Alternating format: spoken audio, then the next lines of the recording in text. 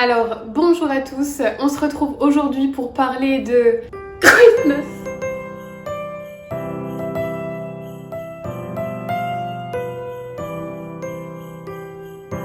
De Noël aux États-Unis.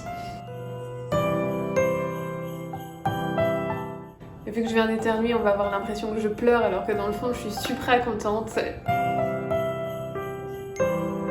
On se retrouve donc pour parler de Noël aux États-Unis et montrer à quel point c'est différent entre les États-Unis et la France. J'aime bien faire cette petite comparaison États-Unis-France. Mais en fait, plus particulièrement dans cette vidéo, en plus de vous parler des différences pour ce qui est de Noël, on va parler en fait de deux jeux qu'on fait très souvent aux États-Unis qui s'appellent White Elephant et Secret Santa. C'est super fun à faire, que ce soit avec les collègues, avec des amis ou même en famille en fait.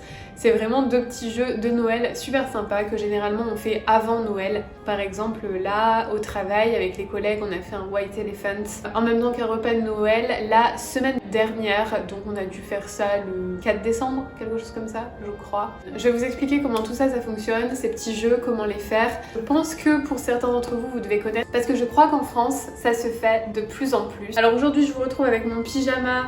C'est un petit spoiler, hein, on l'a acheté exprès pour Noël, mais j'avais envie, pour être dans le thème de cette vidéo Noël, de faire les choses pas à moitié du tout. On appelle les pyjama sets. Première chose de différence entre Noël aux États-Unis et en France, c'est qu'aux États-Unis, quasiment toutes les familles en fait achètent des pyjama sets. Donc quand on a été acheter ça, il y avait pour la maman, pour le papa et pour les enfants, petite fille, petit garçon, voilà, pour toute la famille, même pour le chien ou pour le chat ou pour le lapin. Le matin de Noël, tout le monde, toute la famille va porter le même pyjama. Ça peut être un cadeau qu'on se fait aussi le jour du réveillon. Quelqu'un en fait emmène les pyjamas pour toute la famille et trouve que ça apporte un petit côté chaleureux, très marketing aussi à la fois, mais très chaleureux à Noël et franchement, on adore tous Noël, ou presque. Alors voilà. Ensuite, si on parle de Noël aux États-Unis, bien évidemment tout le monde pense aux décorations de l'extrême. Alors quand on va dans les magasins, il y a des rayons entiers et entiers de décorations de Noël. Il y en a pour tous les goûts, de tous les tons, de toutes les couleurs.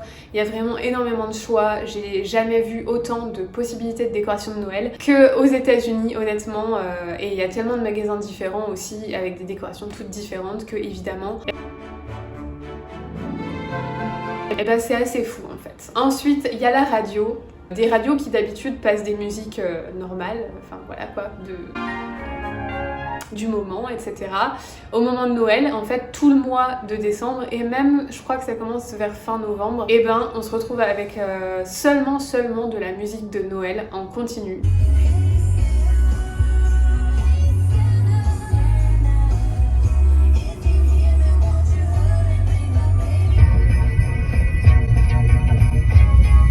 Oh, tu vas avoir si froid. Donc moi, à Miami, là j'écoute 101.5 au moment de Noël en tout cas, tout le mois, parce que j'ai envie d'écouter de la musique de Noël tout le temps. Donc quand je pars au travail le matin, quand je reviens au travail le soir, j'écoute la musique de Noël en continu.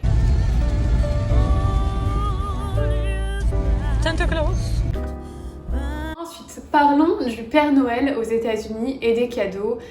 Et ben en fait, un truc qui est très sympathique ici je trouve, c'est que le Père Noël, si vous demandez aux enfants en fait, ils font leur petite liste pour le Père Noël, mais ils savent que le Père Noël va leur amener un seul cadeau.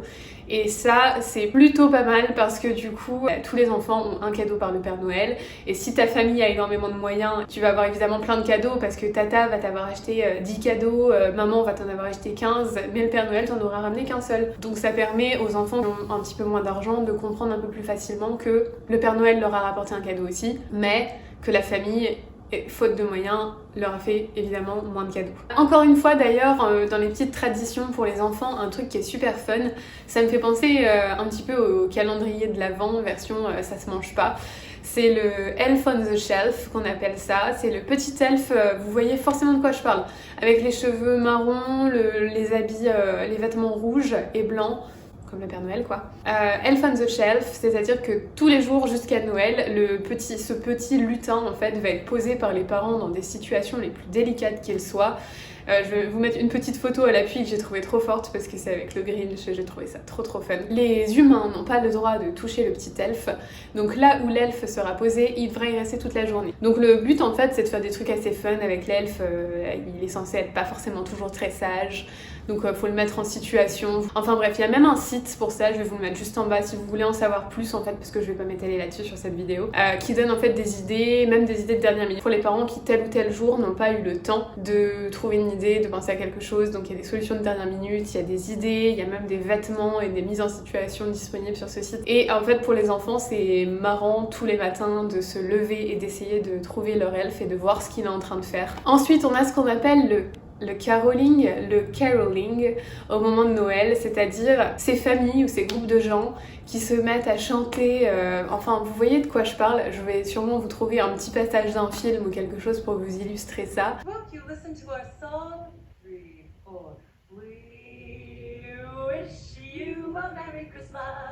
We wish you a Merry Christmas and a Happy New Year. Good time. Quand ils font du porte-à-porte en fait pour aller chanter une chanson.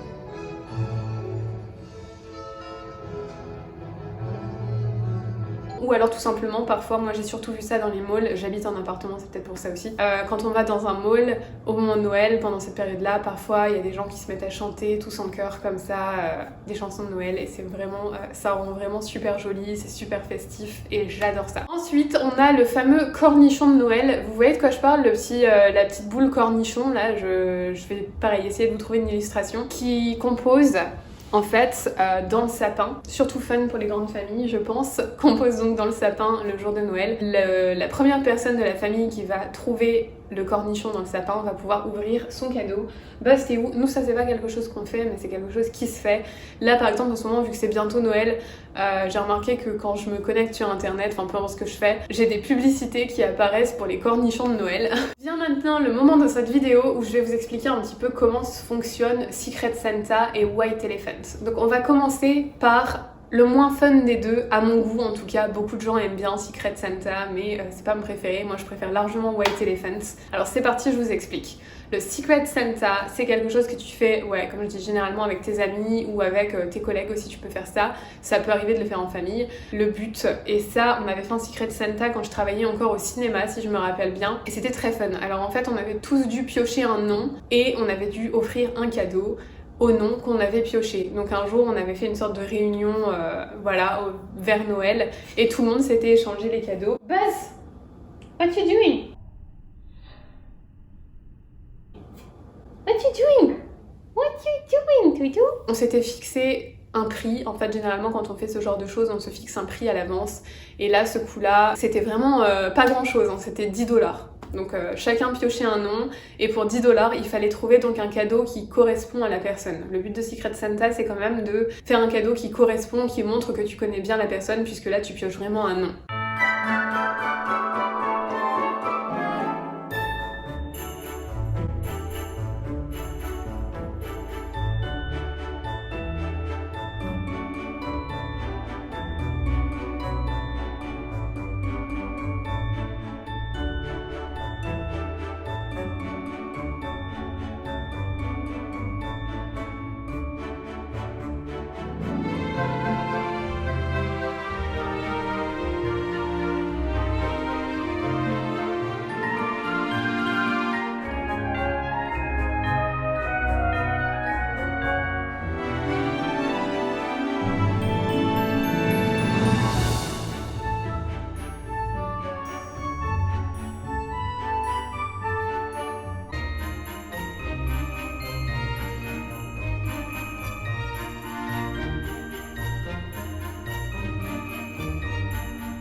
Voilà, Secret Santa globalement c'est ça. Je vois pas trop quoi vous en dire d'autre en fait. Ça permet d'avoir un petit cadeau, une petite pensée par quelqu'un et quand on fait ça entre collègues c'est vraiment sympa. Mais moi, je préfère largement ce qu'on appelle le White Elephant. Alors c'est vraiment trop fun le White Elephant parce que c'est vraiment plus comme un jeu qui va peut-être durer un peu plus, surtout si vous êtes nombreux à y jouer. Ça, White Elephant, donc comme je vous dis on l'a fait là avec mes collègues au travail. Donc pour le White Elephant, le but encore une fois, ça va être...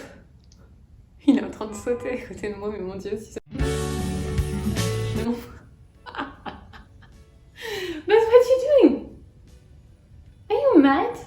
Donc le White Elephant, tout le monde va devoir ramener un cadeau. Donc la première fois qu'on l'a fait, c'était avec le chef de Kevin et tous ses collègues et des amis aussi. Donc en fait on allait tous chez le chef de Kevin et il faisait un buffet spécial, enfin c'était voilà une fête où on faisait le White Elephant. Donc chaque personne, c'est pas par famille, c'est vraiment chaque personne doit ramener un cadeau parce que tout le monde va devoir ouvrir un cadeau en fait, vous comprenez l'idée là. Et là le but c'est vraiment qu'il y ait des cadeaux intéressants et cool, mais il faut un mix aussi avec des cadeaux un petit peu débiles, c'est ce qui rend vraiment le truc marrant. Chez le chef de Kevin on se fixait 20$, c'est ce qu'on s'est fixé aussi au travail la dernière fois, 20$. Voilà, c'est pas trop cher, mais c'est assez pour faire des trucs sympas et fun aussi. Ce que je veux dire, c'est ce qui est fun avec White Elephant en fait, c'est que si tu es 30, prenons cet exemple-là, 30 cadeaux vont être amenés et vont être posés. Et en fait, dans la soirée, chaque personne va devoir tirer dans une petite coupe magique un numéro. Donc il y aura du numéro 1 jusqu'au numéro 30. Le but en fait, c'est d'avoir un numéro qui est plus proche de la fin. Je vais vous expliquer pourquoi. Pourquoi ? Parce qu'on peut se voler les cadeaux, tout simplement. En gros, ça se passe comme ça. Qui a le numéro 1 ? Toi, c'est cool, va choisir un cadeau, la personne ouvre le cadeau, est carrément contente ou pas.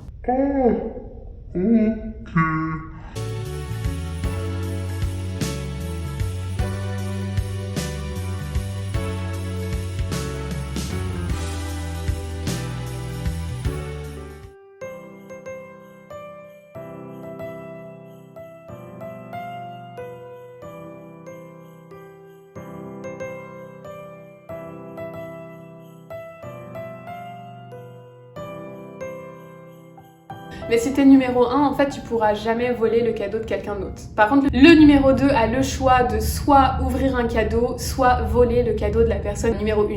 Donc c'est ça le souci. Et ensuite, la personne numéro 1 pourra ouvrir un autre cadeau. Et ainsi de suite, mais chaque cadeau peut être volé que 3 fois maximum. Donc si un cadeau a été volé 3 fois et que tu le voulais et que t'es genre 30e, tu pourras pas le voler, il va falloir que tu ouvres le dernier cadeau ou que tu voles n'importe quel cadeau. D'où l'intérêt en fait d'être le 30e, c'est que t'es le dernier à passer, donc tu peux globalement voler le cadeau de n'importe qui, sauf si celui-ci a déjà été volé 3 fois. Je sais pas si ça fait sens et si c'est clair ce que je dis, c'est toujours difficile d'expliquer le White Elephant comme ça.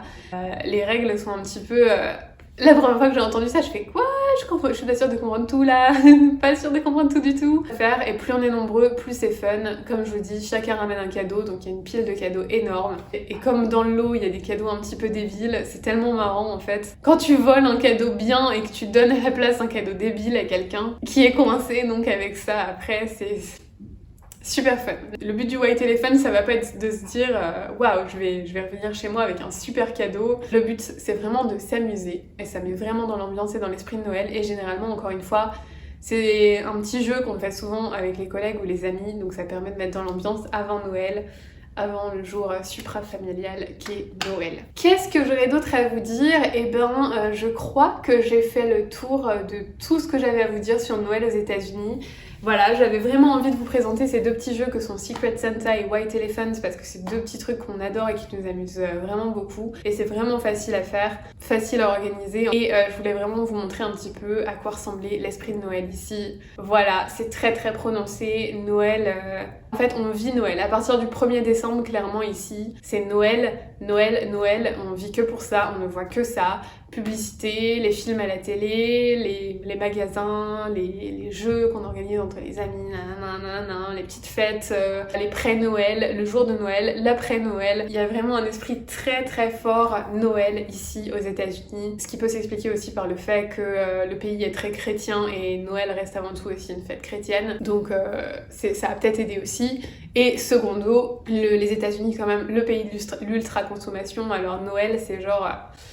the must-have dans un pays de l'ultra-consommation comme ça. C'est le jour de l'ultra-consommation. Bref, j'espère vraiment que cette vidéo vous a plu. Si c'est le cas, n'hésitez pas à me laisser un petit pouce bleu et aussi à vous abonner en cliquant sur le bouton rouge si c'est pas encore fait. Je vous retrouve très très vite dans une prochaine vidéo. Bye bye à tous.